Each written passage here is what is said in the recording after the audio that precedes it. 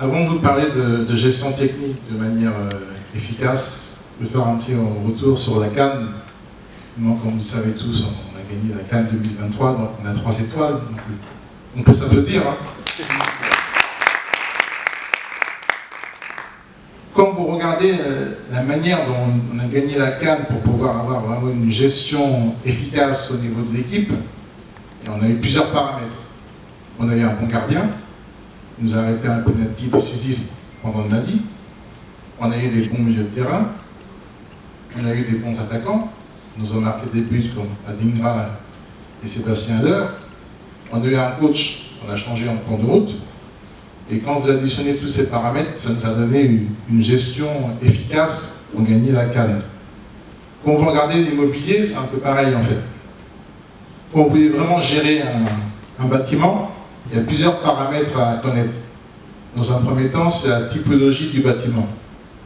Effectivement, des fois on se rend compte qu'on a des appartements, on a des immeubles, on a également des centres commerciaux, bien centres commerciaux, on a également des hôpitaux, et maintenant on a des stades. Et quand on va regarder effectivement ces différentes composantes, on ne peut pas les gérer de la même manière. Quand vous gérez un centre commercial, vous avez tout intérêt effectivement à partir en facility management, ou bien quand vous gérez un immeuble qui fait 3 ou 4 mètres carrés, vous pouvez vous permettre effectivement d'avoir plusieurs composantes. Un électricien, un plombier, un chauffagiste, etc. Le deuxième paramètre effectivement à prendre en compte pour avoir une gestion technique efficace, ce sont les installations techniques. Oui, il faut bien connaître ces installations techniques qu'il y a sur un bâtiment. Quand on vous parle effectivement d'un groupe électrogène, il faut savoir sur un bâtiment pourquoi on met un groupe électrogène et à quoi ça sert. Oui, effectivement, un groupe électrogène, quand vous avez une coupure d'électricité sur un bâtiment, c'est le groupe électrogène qui prend le relais, donc c'est une production de secours. On a également comme équipement technique un système de sécurité incendie, qui est là pour alerter en cas de feu sur un bâtiment.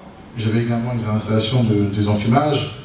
Vous avez effectivement la GMAO, gestion de la maintenance assistée par ordinateur, qui vous permet de faire la maintenance préventive et corrective, et également de sortir les gammes de maintenance. D'autres paramètres à prendre en compte, ce sont les locataires. On n'a pas du tout les mêmes locataires sur un bâtiment comme un autre.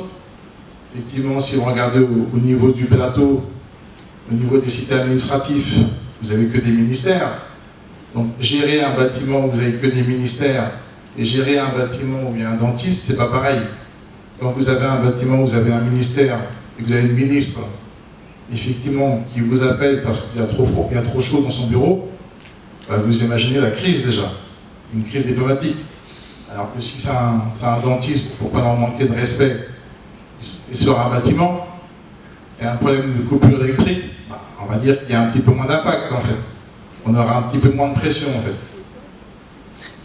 Vous avez également le propriétaire ou l'investisseur, parce que c'est important effectivement de connaître le propriétaire et l'investisseur, savoir c'est quoi sa stratégie. Est-ce qu'il y a une stratégie de long terme? Est-ce qu'il y a une stratégie court terme?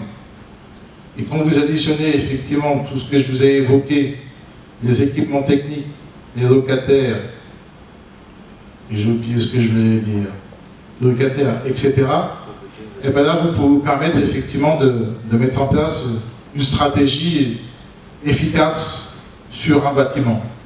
Sur un bâtiment, on n'a pas 4-5 stratégies efficaces. Hein. Vous avez soit une stratégie à court terme, soit une stratégie à long terme, soit une stratégie à moyen terme. Si on prend effectivement le cas concret qui nous concerne tous, c'est l'entretien des stades. Qu'est-ce qu'on va faire effectivement des stades? On sait très bien que les stades, par rapport aux milliards qu'on a mis pour la Cannes, automatiquement on est obligé de partir sur une stratégie long terme. Ce qui veut dire stratégie long terme, entretien du bâtiment, travaux de valorisation, plan de maintenance et mise en place des équipes du facility management. Parce que sur l'entretien des stades, c'est vraiment très important et j'insiste. Hier soir, effectivement, en préparant mon interview, je suis tombé effectivement sur les stades au Gabon. je vous invite effectivement à regarder quand vous aurez un petit peu de temps. Ils ont organisé la CAN en 2017, mais quand vous voyez l'état des stades, c'est pas beau à voir en fait. Donc si nous, la Côte d'Ivoire, on ne veut pas reproduire la même chose, effectivement, on a tout intérêt à partir sur une stratégie efficace, long terme, en mettant les moyens, notamment avec le Facility Management, pour pouvoir effectivement se positionner, on ne sait jamais demain si Dieu le veut, pour organiser la Coupe du Monde 2038. Ça, c'est mon premier point. Ensuite, effectivement, pour parler de formation. Quand vous regardez effectivement l'état de la Côte d'Ivoire, on construit énormément en fait. On construit des routes, on construit des bâtiments, des hôpitaux. C'est bien, mais on se rend compte que c'est pas assez. Parce qu'à un moment, il faut former la jeunesse. La jeunesse, effectivement, n'est pas du tout formée au métier de demain, au métier d'actualité. Effectivement, il y a le monsieur de Kedan tout à l'heure qui parlait effectivement sur l'école de la seconde chance. Ça, c'est une très belle initiative qu'ils ont faite effectivement dans le cadre de la construction. Ils se sont rendus compte effectivement quand ils ont des marchés, des chantiers, il manquait la main-d'œuvre. Et pour avoir la main-d'œuvre, il manque la main-d'œuvre, mais à côté, vous avez la jeunesse qui est disponible. Mais il faut simplement effectivement décider de former et d'accompagner la jeunesse. C'est ce qu'ils ont fait dans le cadre de la construction. Mais une fois que vous avez construit, qu'est-ce qu'on fait? Le bâtiment, il faut l'entretenir. Le bâtiment, il faut l'entretenir. Donc vous vous rendez compte que le métier de la maintenance, ce n'est pas un métier effectivement qui est assez considéré en Afrique, effectivement. Alors que dans la maintenance, dans les métiers du Facility Management, il y a du boulot pour tout le monde en fait. Vous avez la tour F, effectivement, qui a été construit, qui va être construit et livré prochainement. La tour F, il faut l'entretenir. Et pour pouvoir entretenir un bâtiment de ce type, il faut qu'on forme.